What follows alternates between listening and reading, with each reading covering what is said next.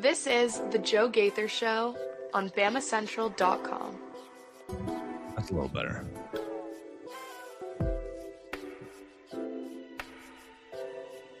Good morning, Tuscaloosa.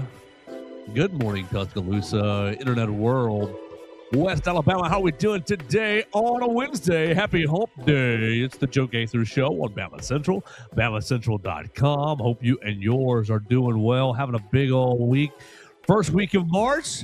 We're having a lot of fun here in the Derek Daniel State Farm Studios. You're watching us on the Bama Central YouTube channel. You're watching us on the Bama Central Facebook page. You're listening to us on Apple Podcasts, Amazon, Spotify, wherever you get your podcasts. You can find the Joe Gaither Show on Bama Central. We're hanging out with Theo Fernandez. We're going to talk about Alabama basketball. Oh, it had to end at some point. The 8-game winning streak is over, losing to the Georgia Bulldogs 98-88. I had a feeling, Theo, the letdown was coming. Turnovers might have been possible, but I just was choosing to ignore it, and I picked Alabama to win. But a big old letdown in Athens yesterday. Katie Wyndham was there. We'll talk about Alabama basketball's performance against the Georgia Bulldogs, a loss in Athens. We'll talk about Alabama baseball. They were victorious last night against Jacksonville State. They're going to be taking on Alabama A&M tonight in Montgomery. Alabama State.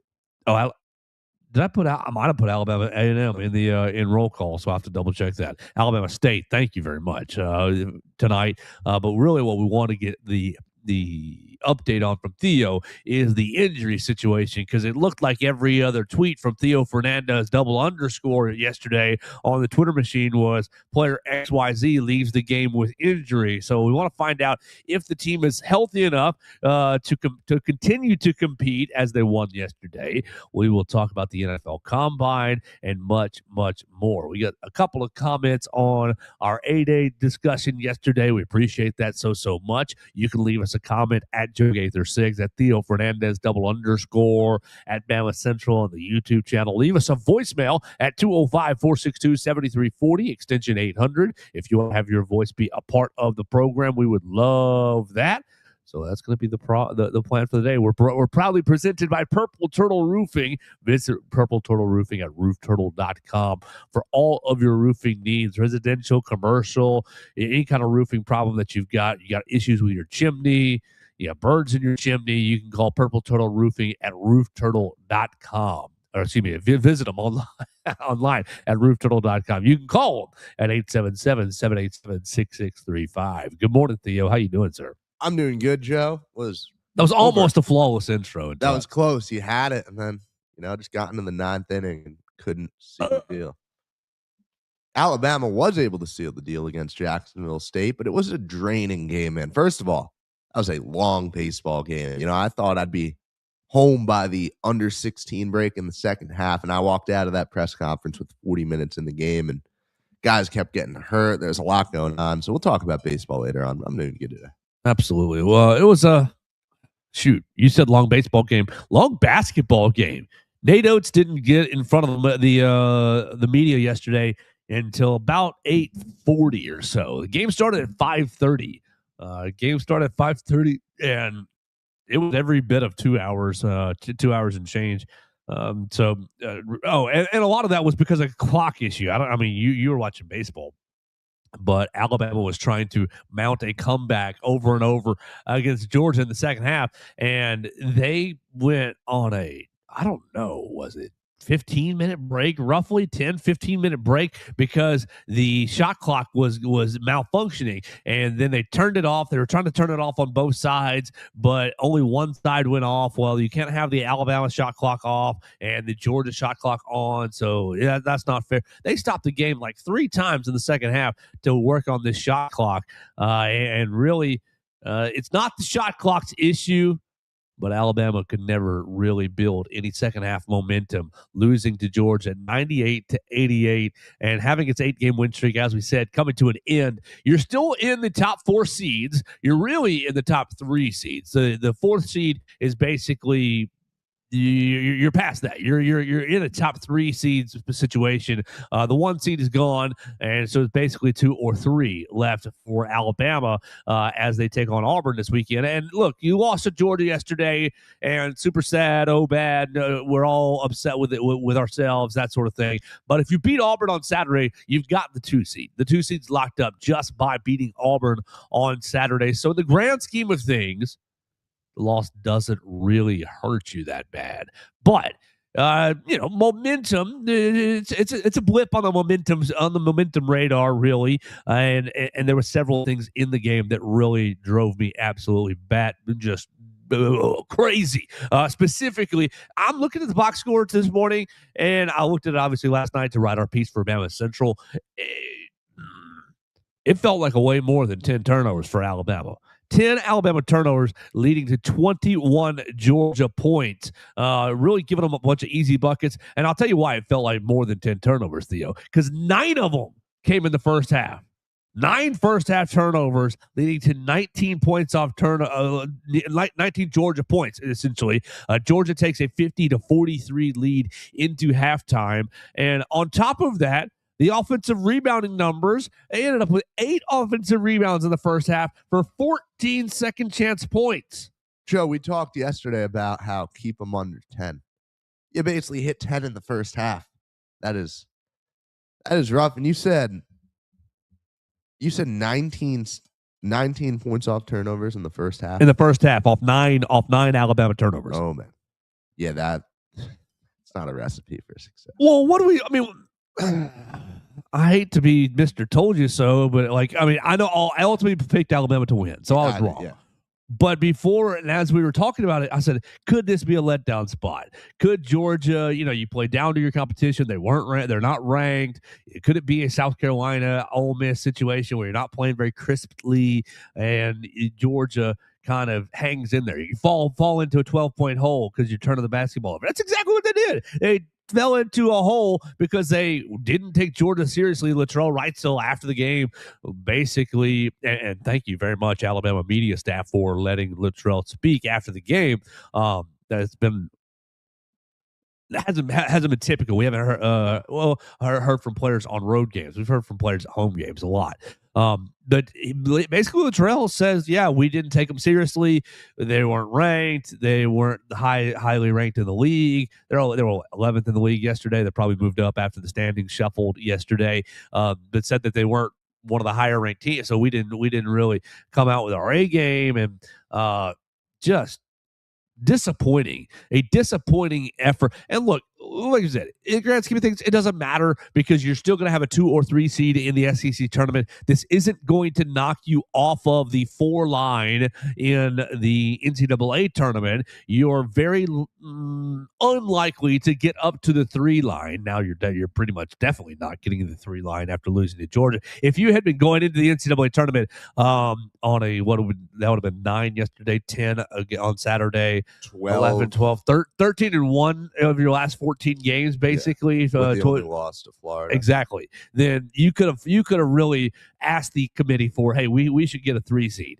At this point, no, you got to beat Florida. You got to win the SEC tournament. You got to get all the way to Sunday and beat them, which I feel like is pretty unlikely. So you're locked into the 4 seed. So it doesn't matter as far as postseason stand, but just competitive character. Let's be clear. You could still absolutely drop off the 4. Well, if you lose to Florida, you lose to Florida, or excuse me, you lose to Auburn on Saturday, and you lose to whoever that first round opponent is going to be, and on Friday night, you go 1 and done. Yeah, you can go to 5. Yeah, you can very easily drop down to that 5. Yeah, continue. Well, it's just weird. It's just weird or hard to digest, really, what you saw last night, because on one hand, it doesn't matter. It doesn't matter at all. You're staying basically in the same spot in the SEC tournament and basically in the same spot of the NCAA tournament. On the other hand, it's every issue you've seen this season. It's struggles with turnovers. It's giving up offensive rebounds, defensive rebounding, and the other part that we didn't really get to quite yet, but it's Cannon Catchings. It's Cannon Catchings scoring 32 points for Georgia. That is a season high, not a season. That's a career high for Cannon Catchings. Cannon Catchings average what? I pulled up his game log last night, but he averages what? Where is that right there? His average is 11.3 points and this season, and Alabama allowed him to score 32 dadgum bleeping points over the course of the game in 28 minutes. 7 3-pointers, 7 for 13 on 3-point. Now, some of them were. That was one at the end of the shot clock that the ball just found him, and he just line drive shot put it into the into the basket. So like some of them were ugly, difficult shots, but at some point the man is on fire. We're gonna have to adjust the game plan. We're gonna have to. Somebody's got to stay with Cannon Catchings. 32. So you have 3 issues that you've dealt with all year long: turnovers, defensive rebounding, and really defensive rebounds are the biggest issue in my opinion. But turnovers, defensive rebounding, and allowing one player to really just go brazy against you as he did yesterday. 32, like you lost by 10. You take Cannon. Okay, you score more than your average 11 points. We'll give you 16, right? Cut you in half at 16. And then Alabama, you're going to win the game. Yeah, that's a 6-point win, right? But no, you let him go absolutely insane. Also 6 rebounds for Cannon Catchings, 1 assist, but absolutely just berserk for Cannon Catchings. And you had no answer defensively, whether it was a defensive adjustment, whether it was a individual player stepping up and trying to stick with him. I do acknowledge that a couple of his 3-pointers were, that was just a tough shot, man. You made that. Good job. Good stuff. But some of it at some point is, okay, where are we at defensively? Are we switching some things up? Obviously, Cannon Catchings was not probably star marked on your game plan, as this guy's a dude. I mean, he was shooting 3-pointers. Let's see. He's 43% from the field. He's 37% from 3-pointer this year.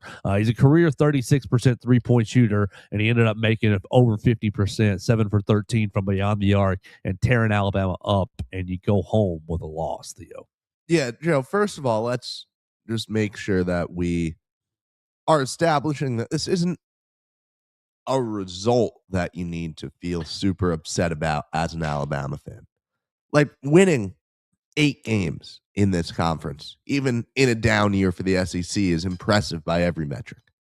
And any road game against a team that's projected to make the tournament is an incredibly hard game to win. So first of all, like the result, the actual, Alabama lost last night, no reason to really feel upset or down over that.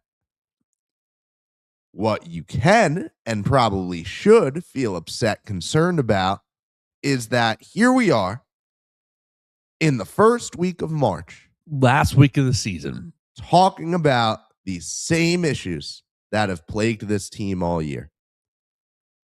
And that is why I have kept my expectations for this team exactly the same throughout this win streak, because I see time and time again just how close this team is to a collapse, just how close you are to, they just got 8 rebounds on us in the first half, to, we can't stop this guy. He has got, how many guys have set career highs on Alabama this year? Multiple. I'm going to go home and I'm going to get that number. I'm going to see all the guys who've set some kind of career high against the Crimson Tide, because I feel like we've heard this storyline every couple weeks. The idea that did Braden Burry from Arizona? I'm pretty sure he was. I'm pretty sure Nate Ament from I know Nate Ament, and now obviously Acuff, Cannon Catchings, Darius Acuff. So you're at 4 just off the top of our heads, right? I mean, keep going. Yeah, and then the clear and obvious one, the fact that Aiden Sherrill literally cannot check out of the basketball game. It's not even a foul trouble thing. Here it is well, we got to get this 6'10" man a little bit of rest. And they get 3 offensive rebounds in his 4-minute break. Mm-hmm. Like, how do you win in March with that? How? Is he going to have to play 34 minutes every game like he did against Arkansas? Is that what you got to do with this guy? Like, it is concerning in just about every way. There are a lot of flaws on this team, like we've known all year, like we knew when this team was 4-4 in conference play, like we still know right now. Joe? I'm doing this some quick math. 12, 9, and 15 is 36 minutes. All right. London Jemison, Taylor Bowen, and Noah Williamson give you 36 minutes last night. In 36 minutes, how many dadgun rebounds do you think those 3 players were able to secure?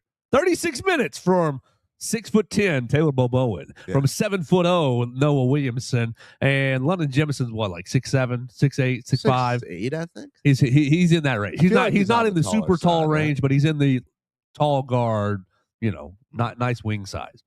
So 36 minutes. Those 3 guys, those guys who are charged with helping Aiden Sherrill out.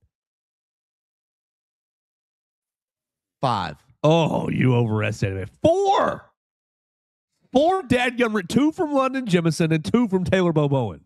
Nothing from Noah. Come on. Yes, nothing from Noah, to make it clear. Noah has played 9 minutes and had 1 foul, 1 turnover. -1 on the on the plus minus. Great job, Noah. Great kid. Unbelievable. It's ridiculous because that is the reason that I have no real way to gauge or no real way to settle in my heart or settle in my gut that, Alabama's gonna go to the Sweet 16. Alabama's gonna go to the Final Four. Alabama's gonna be out in the first round. Because it's all dependent on draw. Do they end up in a draw that has very few big men and that has doesn't have we heard this guy's name last night a couple times. Samto Cyril. They shortened his first name. They shortened They shortened his first name. Samto Cyril ended up with 6 points, 10 rebounds, and it was just really physical down. 4 offensive rebounds, 6 defensive rebounds. Really physical with this team, and he's not the best big man in the SEC. He's good, quality SEC center, but nothing special. Right, he's good for sure, but he's not your best big man in the. He's not Ruben Chinilu. He's not Thomas Hawk. He's not any of those guys. And so it's really going to be dependent on the draw that Alabama gets. Look, you look at him in Nashville. I have zero confidence that they can even compete with Florida because of the front court disparity with both teams. I do think Alabama can get to Sunday and probably you're in the finals, but I don't have any confidence that they can compete with Florida, not any bit. And so you take it to the big dance, and it's like, well, which big men are going to be in your bracket, and can they really affect Aiden Sherrill? Can they really impact Nate Oates' lineup construction and who he's putting on the floor? Because if you're having to put Noah or Taylor out there, you're just not getting anything from these guys. And it's really disappointing, especially from Taylor Bowen, in my opinion, because I think it was Jaleel Bethea and Taylor Bowen as these are the 2 highly touted transferees. These guys are going to be awesome. These guys are going to be starters for you and going to be high level contributors. Sure, you look at Noah Williamson and you're really disappointed because you've gotten absolutely nothing out of him, and you see player of the year, conference player of the year marked by him and by his name, and you think, he could be something. But look, Bucknell coming from the Patriot League, that was always going to be a little bit of a, can he raise his game? Can he raise his athleticism to the SEC level?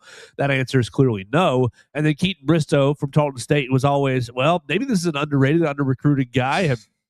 And he, he's super athletic in this lower league. Well, he comes here and you saw him for 4 games and showed his athleticism, but it has not really been anything that you can count on. I think you were counting on Joel Bethea and Taylor Bowen because of where they were coming from, playing high major basketball. And, Jaleel gets a bit of a pass because of the broken toe in the summer. But Taylor Boboan has just given you almost, I don't want to say nothing because that's not fair, but very little based on your expectations this season.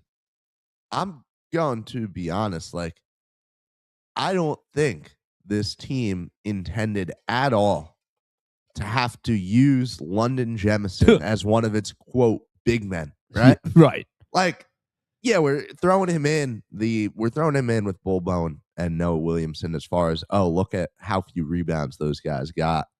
I don't think it's fair to throw Jemison in with those two because that is not what this guy was supposed to have to do this season. Now we can expand this a little further. Somebody else played 21 minutes, so bring it up to 57 minutes and only gave you 1 rebound. Save it. Yeah. But we got to talk about Amari Allen. Yeah. Keep going. He's rebounding. London Jemison, no rebounding. No, like London Jemison, I mean, this guy's a freshman. Like, well, that's not what his role was supposed to be. He was supposed to give you those little nice offensive spurts, which he's done well. He certainly tries to. He tries to, yeah. Pass me the ball. I'm shooting that thing. And you obviously I'm not saying you don't want the guy to be able to rebound, but you should not have had to rely on him at all as an actual source of, you go out there and you get us this board. I mean, we saw it happen against A&M, right? He was the one boxing out, and when the ball was tipped out to Rylan Griffin. It's not what you want this guy to have to do. It's not where he excels, and it speaks to the failures across the board. Amari Allen is 2 of 14 from the field since we brought Hunter Cyber on last week to talk about him. Oh, no. And, the rebounding, like, man, did we jinx him? I don't know. Well, I thought I was going to get a text message from you, and then I forgot that you were at baseball. Amari drives the lane against, let's see if it's on here. Amari drives the lane. He's 1 of 7 from the floor. Yeah. I guess it's not going to be listed on here. Oh, yeah, it is. Okay. Amari drives the lane. I guess this is it. This is it at 12:20 in the first half because it's listed as missed dunk.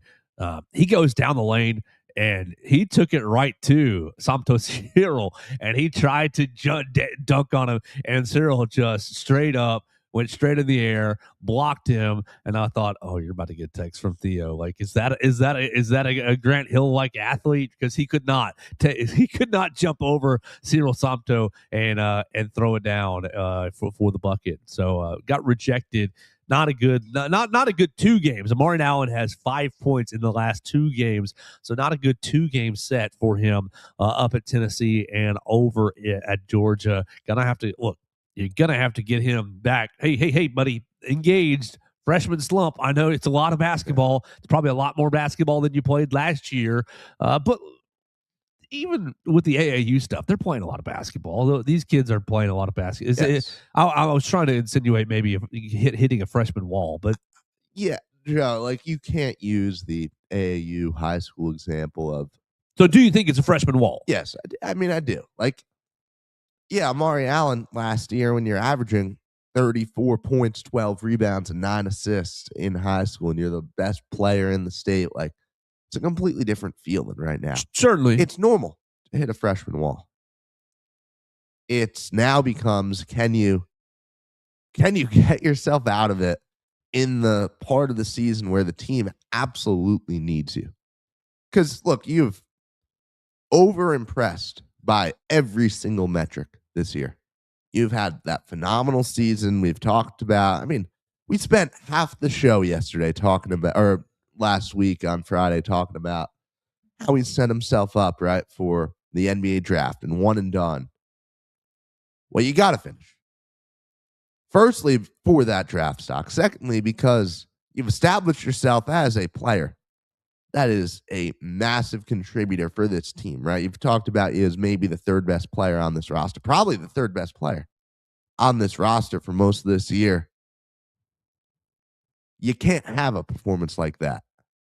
You struggled against Tennessee. That was a weird game, and you had guys to pick up the slack.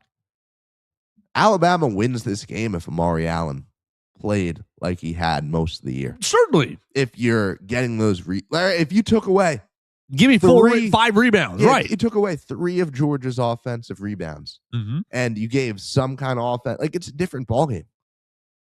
So, yeah, Mari Allen, I mean, this is it, right? You got one regular season game, and then we're into the postseason. Are you going to be yourself? Are you going to be the Amari Allen we've seen all year? The Amari Allen that we think can be an NBA lottery pick?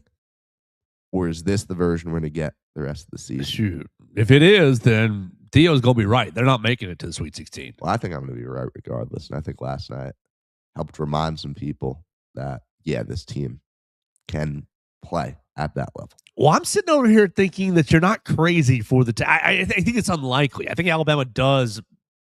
I think Alabama's more likely to get to the Sweet 16 than not. But I'm not sitting over here roasting you over the coals because I think they easily could lose in the second round. Just depends on who they play. Yeah, it's all match. They could lose in the second. Look, you have a cold shooting night. I mean, Alabama did not have a cold shooting night last night. 38% from the 3-point line. It's not bad. No. It's not great. It's not your 43, 44% that you've seen them play for the season. Right. 38%, not bad. 92% from the free throw line. You got to the line 24 times, Alabama. So 22 of 24. I mean, this is an area we've complained about occasionally. You were up on the free throw line. Great. You just didn't play any defense. You allowed Georgia 53% from the field. And NATO, it's essentially he was guessing, but he said, I think that's the highest field goal percentage we've given up all year long in a game. Just not good. Yeah, not good effort. And so I think that it's not something to lose our minds about. It sucks because, I've got a couple of Georgia buddies and they texted me last night and I said, good game, that sort of thing. But that just is what it is. Do Georgia fans bark at basketball players? I think they bark in general. I think it's part of the communication. Okay, so it extends beyond football. Right. I think it's part of the communication. Good to know. Right. Just like we say roll tide anytime, every time. I think it's just part of the oof, oof. Good to know. Right. Exactly.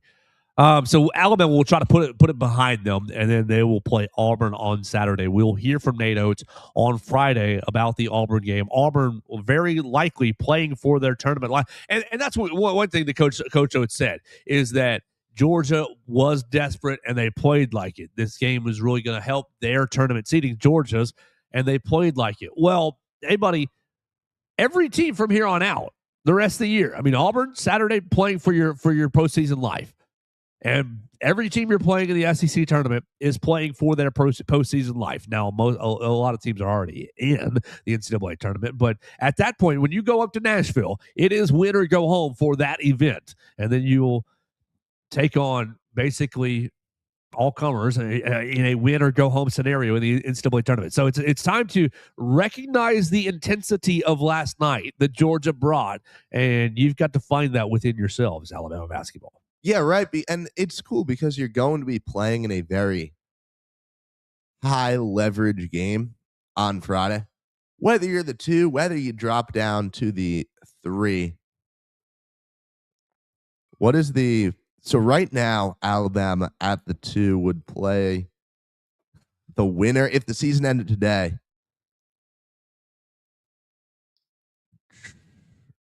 Kentucky would play LSU. The winner of that game would play Georgia. So you're playing Georgia or Kentucky in the first round in Nashville.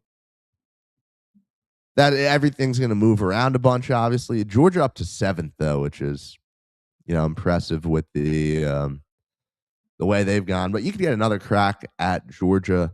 Regardless, it'll be a team like that who is really, really fighting for key seeding and will come into Nashville and see this is a massive Q1 opportunity against Alabama. This is a massive shot for us too. You will jump a whole seed line by beating Alabama in Nashville. So this game holds a ton of weight, definitely more weight for the team playing Alabama in the first round than Alabama.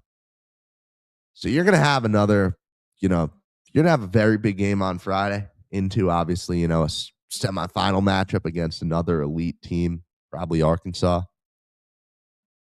But yeah, this SEC tournament is every game has something now. Auburn, we know the Tigers team is fighting for their 20. Do you see the $5 tickets last night at Neville Arena? No, I didn't. Yeah, the tickets were $5 tickets available. Auburn ended up beating LSU. You telling me that the Auburn faithful wasn't banging down the door to get into Neville Arena? The photos of the arena, man, after a whole season of them replying, I thought that they were faithful. I thought they were real fans, truthful and honorable and committed to Auburn. It's a little ironic with all the replies I know we've both gotten right off of our, oh man, Coleman Coliseum's half empty, and guess who the number one replier on all those posts? Oh yeah, it's always the Auburn faithful. I've got the updated bracket. I think you're a little off here. Alabama is going to be taking on Alabama at the 2 seed right now, as it stands, is going to be taking on the winner of Texas A&M taking on the winner of Georgia LSU. So Georgia LSU will happen the Wednesday. That winner will play Texas A&M, and that winner will play Alabama. Are you sure? Well, because I'm looking at it right here on 3 Sports from 10 hours ago. 2 plays 7, right? 2 plays 7, which is they have listed as a Texas A&M. And they have 6 Vandy, 7 A&M, 5 Missouri, and 8 Kentucky. Texas A&M is 11. Texas A&M is the 5. I didn't look at the other standings last night. I'm just reading this article. Let's see. Here we go. I was going to say standings. SEC all the way down. Oh, I'm sorry. I'm looking at a if everyone wins if every favorite wins the last game. Yeah, that was on me. I was on the wrong thing. 1, 2, 3, 4. Tennessee is at 4. Missouri 5. Vandy 6. A&M 7. Yeah, so we have it right.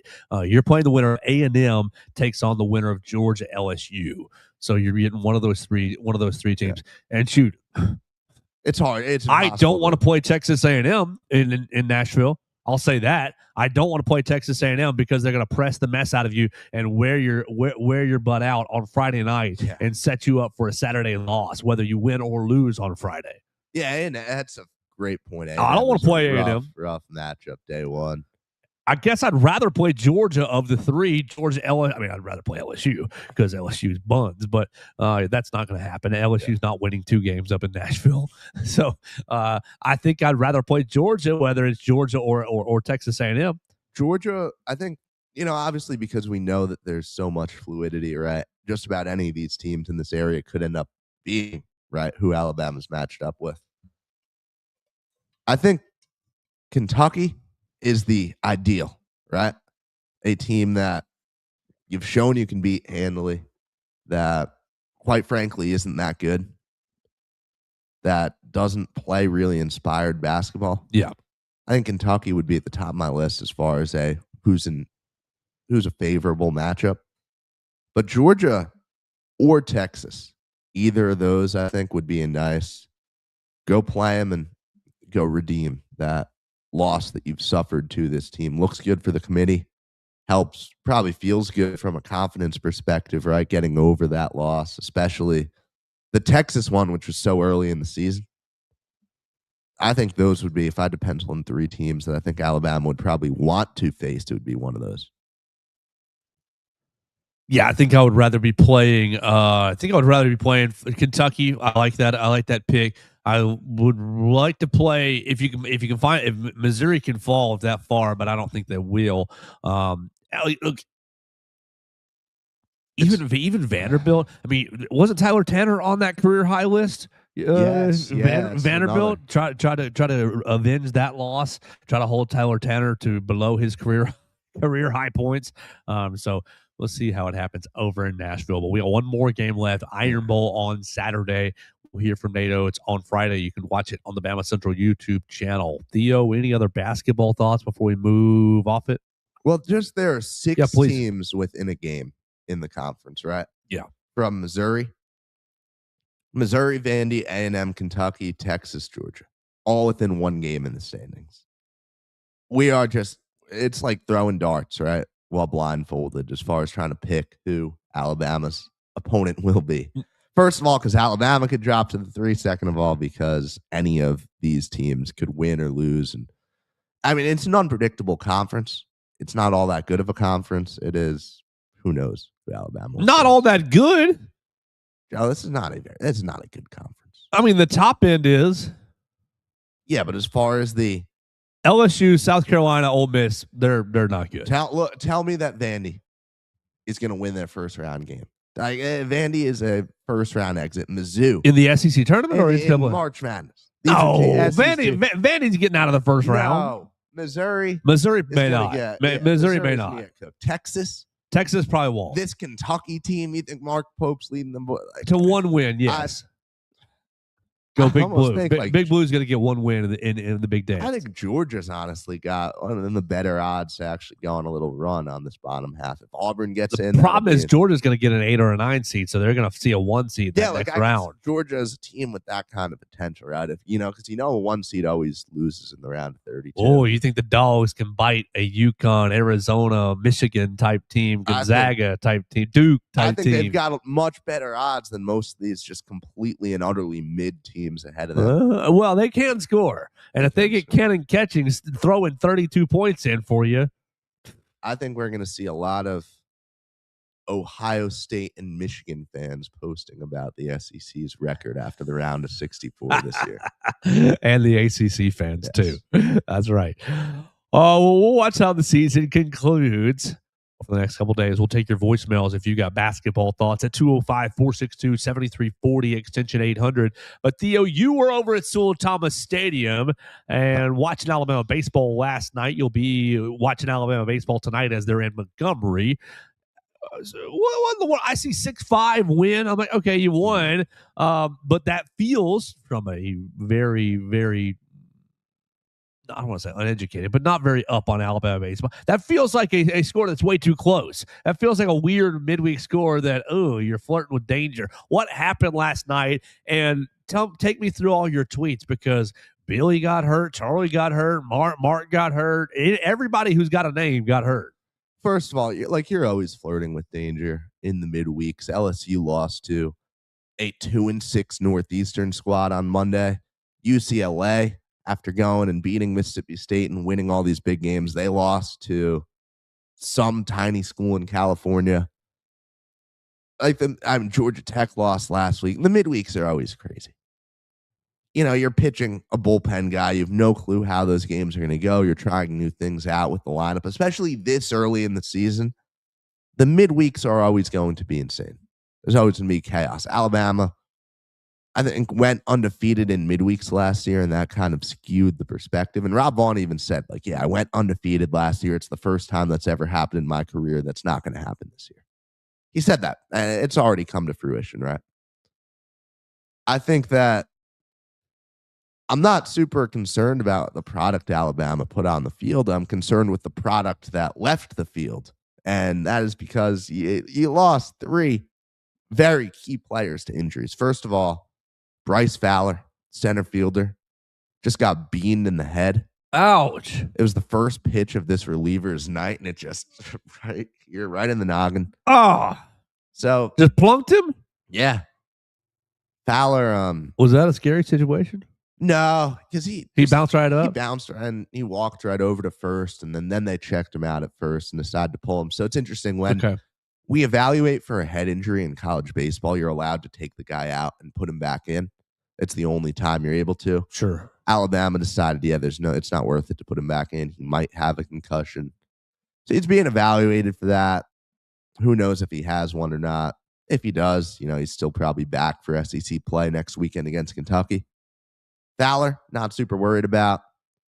Justin Osterhaus had a moment. He stole second base for Alabama in the 6th inning. Slides into second, shaken up. They come out to check on him. He's fine. Stays in. Minute later, races around the bases on a base hit, slides into home, head first. Doesn't get up. And has to be helped up, has to be helped off the field. We saw the training staff try to help him, and he was not good to go. Not sure what happened in that initial meeting, what was said, and, what the injury is. Rob Vaughn said post-game it's something with his quad. So, you avoid, a knee injury or anything like that. Okay. I mean, quadding like that could keep you out a couple It's a weeks. big old muscle. That is a big muscle and a pretty important muscle. And then, especially when we're looking at a guy in Osterhaus who he hasn't had the best bat this year. He is an incredible athlete. He's probably the second best base runner on the team. He's made some athletic plays in left field. Like, you lose one of the biggest pieces of his play if he is not 100%, right? If he has to struggle through and all of a sudden, well, this guy's not the athlete he was supposed to be because he's at 90%, right? Because he's trying to play banged up through something. So that could be the kind of loss that, lingers a little bit. I could look like a fool in 4 hours when they say, oh, yeah, it's fine. We were just being safe and he's good to go. But we don't know. And we really won't know until Friday. We're really not going to hear from Rob Vaughn again until after the game. So I'll be sure to get the updates then. But not sure on him. And then the scariest one, the worst potential loss for Alabama's reliever, Caden Humphrey, he was injured early in the season.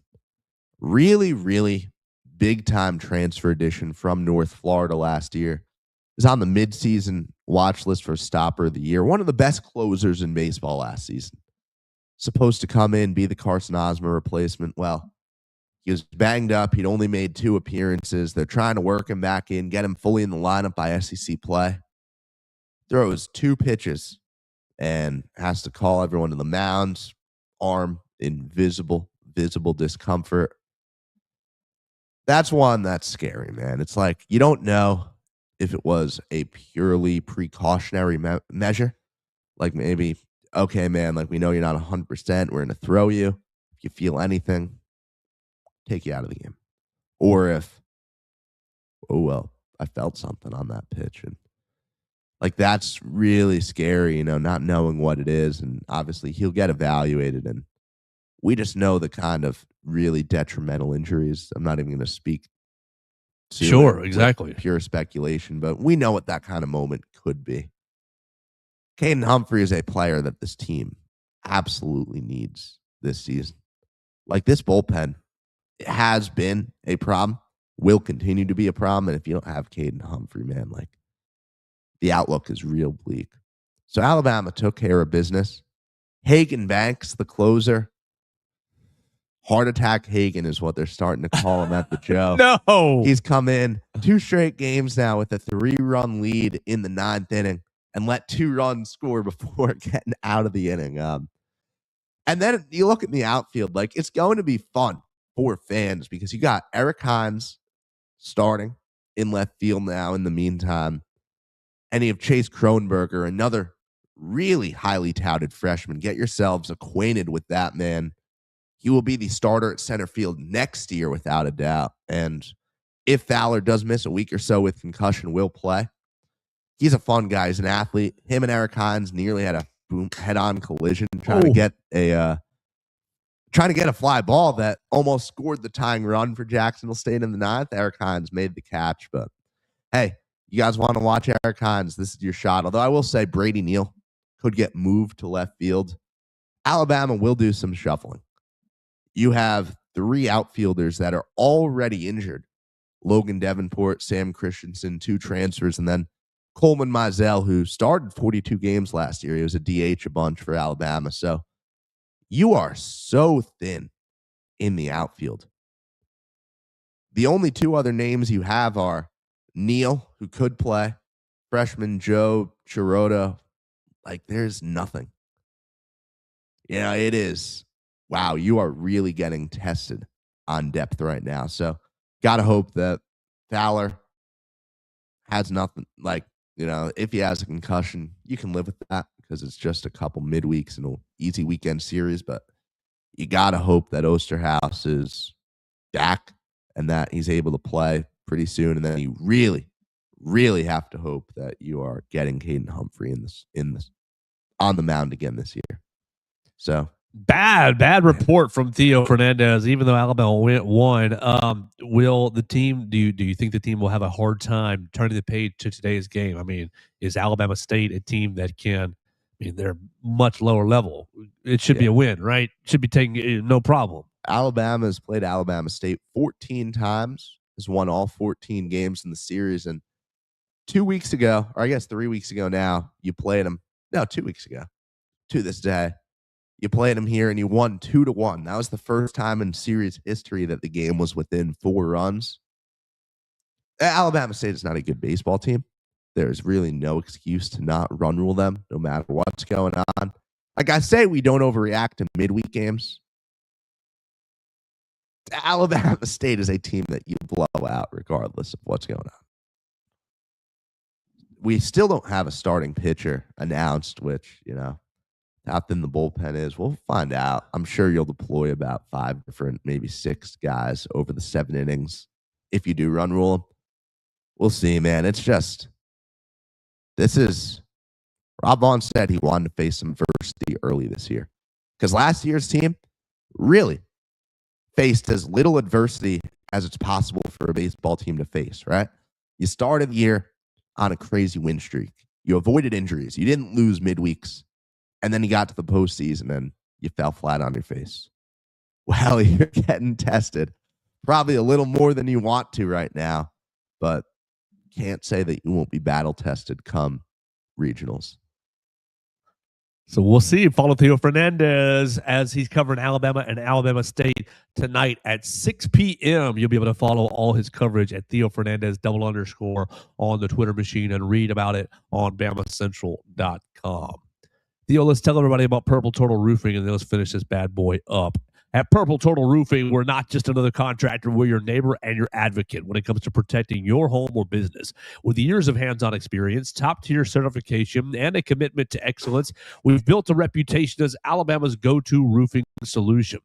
We specialize in residential roofing, commercial roofing, emergency storm repairs, full-on roof replacement, insurance claim support, and more. Visit them online today at roofturtle.com for all of your roofing needs. They can help you out. Make sure that you have the peace of mind that you deserve in your home. They'll come out and give you a free roof inspection. All you got to do is visit them online at roofturtle.com or call them at 877-787-6635. They'll come out, give you a free roof inspection, let you know in the life of your roof and where you have trouble spots. If you've got trouble spots, so it doesn't matter if you've got a shingle roof or a metal roof, they'll come take care of you. Roofing with heart, built to last. Purple Turtle Roofing. All right, Theo, last thing I got for us today is Arkansas football. And we'll just touch pretty briefly right here. Arkansas is really stepping up their game in the NIL world. And this was probably something that was always going to happen, but it just took Arkansas and Tyson Foods a little bit of time to work everything out. But the Arkansas Razorbacks and Tyson Foods are making a major jersey patch deal, and it will be logos on the field and playing surfaces that sends 90% of the money to the players. Theo, how could this be beneficial to Tyson Foods? Is their jersey patch on the Arkansas logo on the Arkansas uniform and their logo on the Arkansas playing surfaces, is that enough to justify whatever the money is that they're paying? They said it's not it's not $100 million, but it was an undisclosed amount of money. So it was not quite 9 figures, but it was a pretty high number. But Arkansas is basically outsourcing the NIL to get the money up in their university. Well, I mean, I think one thing that's interesting with Tyson, right? They've been so synonymous with the Razorbacks. Everyone was joking a few years ago about how Tyson Foods bought John Calipari. Sure. Right? Like it is, I think that's one that's real interesting because you've got a fan base that they've been, like, it just feels like they go together so well. And if I'm an Arkansas fan, there's probably no way I'm ever buying any kind of frozen food besides Tyson Food, right? What I wonder is, how does this apply to a more, I guess, national? Not to Tyson Foods, well, national. Let me tell you, as an Alabama, if you're an Alabama fan, you got to find a new frozen foods. You got to boycott Tyson Foods. It's nothing will ever beat the Baylor fan tweeting, bought a Tesla, so I stopped funding Texas Tech's NIL. Like, yeah, you can't support the other teams in the conference, right? Tyson Foods partnership extends beyond jerseys. Company will receive branding access across Arkansas's courts and fields and will become the official protein of the Razorbacks, aligning its products with athletic performance and campus life through brand ambassador programs with the athletes, the mechanism through which NIL compensation will be distributed. This move just makes a lot of sense, right? And we're going to see a lot more like it. We are going to see these teams do everything they can for the money, right? We've reached the point where we've talked about in the past year private equity, right? Getting involved with conferences and getting more money. And like, there is nothing that is off the table. And obviously, sponsorships, ads on jerseys is nothing new. It's happened in soccer forever, right? And I wouldn't put it past some mid-major to, well, we don't need a team name on here. You want to sponsor our whole jersey? Go ahead. Right? Like, it's just, I would not put anything past.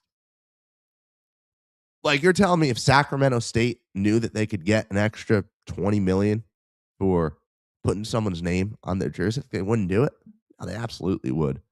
So, and we've seen it infiltrate America, right? NBA teams have patches on their jerseys. They have for probably about 5 years now. I don't think it's particularly a bad thing, more just an inevitability with the way things have gone. Alabama got to go hit up Ziegler Meats, see if they want to step up their game. There's one clear and obvious. Who is it? Mercedes-Benz. That is a home run, right? Yes, if we were if I agree, but the problem is there's multiple Mercedes plants throughout the country. Isn't there? I thought we were the main one. Are we the only one? Well, main one probably. Yeah, like I thought this was the Mercedes plant. Let's find this out. In USA, Mercedes plants in USA. You have Alabama and South Carolina as one. So just two. There you go. Vance, Alabama was the first. Then I guess they've got one in South Carolina as well. So it looks like just the two major plants. But yeah, I mean, maybe. And that's a, all things considered, not a bad, like pretty cool logo. Like if you're gonna have some kind of ad on the jersey, Mercedes-Benz could do a lot worse than that, right? Sure, certainly. Pretty solid logo, good identity, right, with the brand. I'd be okay with that. I mean, shoot, I would love that. I think that would be a high premium brand to put on all the logos. We'll see if we can convince the Germans to care about college football. Now, if we had a soccer team, they'd be all about it. Well, you've opened this can of worms now. Who's going to be the first Saudi Middle Eastern oil company to get involved in college football? Oh man, somebody desperate is going to crank it up and tap into those reasons. And somebody in the Texas area that's kind of edged out by all the other Texas oil companies. And this is like, the reason I bring that up is just, would you have believed 10 years ago someone saying, "Oh yeah, like all the colleges are going to start selling out for like giving companies patches on their jerseys"? We have created this system where it is so financially straining to compete in athletics in just every regard. There is nothing that is going to be off the table as far as bringing in serious program-altering revenue into a program. I think less so for the big-time programs. For Arkansas, it's a no-brainer. You've got to compete in this conference somehow. And you need to use the high-level, connections that you have. For another school, for a mid-major, for a group of 5, this could be a potential path to contention. We've joked around about the Mr. Beast thing, right? How Mr. Beast wants to go pour a bunch of money into East Carolina and win him a national championship. Any school would do just about whatever it takes to be elevated to that kind of status, right? One, for what it does for your university, right? With the effect sports has on people wanting to go to your school, to the money that a football team generates. A million different reasons to want it, and you would do whatever it takes. That includes selling out a jersey. That includes letting companies be so closely affiliated with your university. This is just the first step in what is going to be a big, big deal in the coming years of college athletics.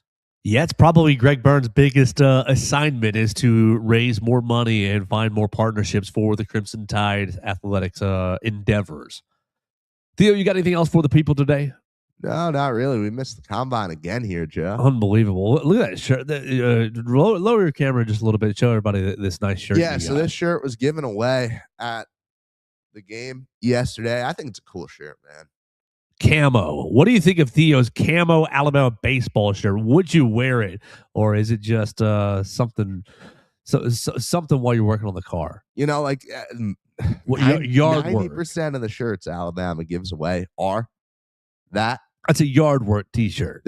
I like this shirt. I'm gonna wear it around. I think it's a nice thing to wear. I'm a fan. All right, so we'll talk about that a little bit more tomorrow. We're gonna have Hunter DeCiver on. Maybe he can explain what has happened to Amari Allen. He's got to lift the jinx, man. Exactly. And then Friday we're gonna have Katie Wyndham on, and she'll talk about the Auburn game. She'll talk about softball and a whole lot more. So 2 big guests the next 2 days: Hunter DeCiver on Thursday and Katie Wyndham on Friday. We had a lot of fun with you guys today. Thanks so much for watching us. Thanks for listening, sharing the show with a friend. Thanks so much to Purple Turtle Roofing for sponsoring the program, and for Derek Daniel, State Farm Insurance, for hosting the show. We will talk to you tomorrow right here on the Joe Gaither Show on BamaCentral, BamaCentral.com.